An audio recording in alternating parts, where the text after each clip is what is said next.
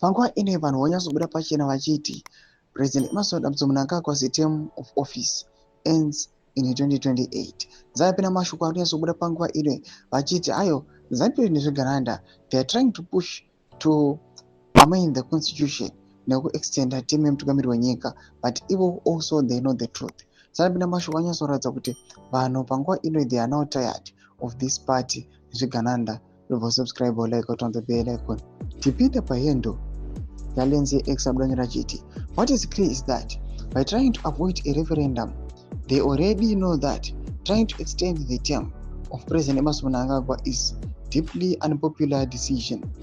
They are going to be rolling out paid legal expert after expert in the coming weeks and months, but the truth is known by everyone.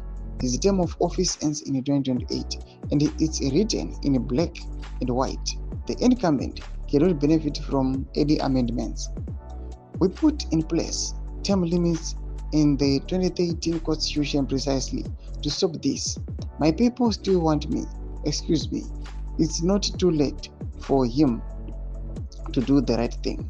Thomas Kwambranyo Kopangwa ine achonoka kunze. Uganda already know what they are doing.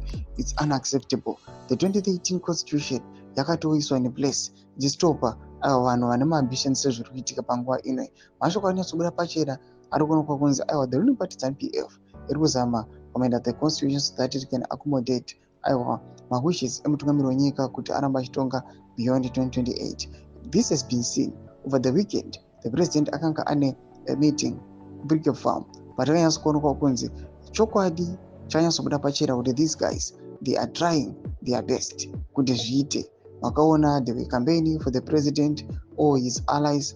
Everyone who is opposed to him never attend. Maybe you can say they will never be invited pama occasions akaita seiwawo.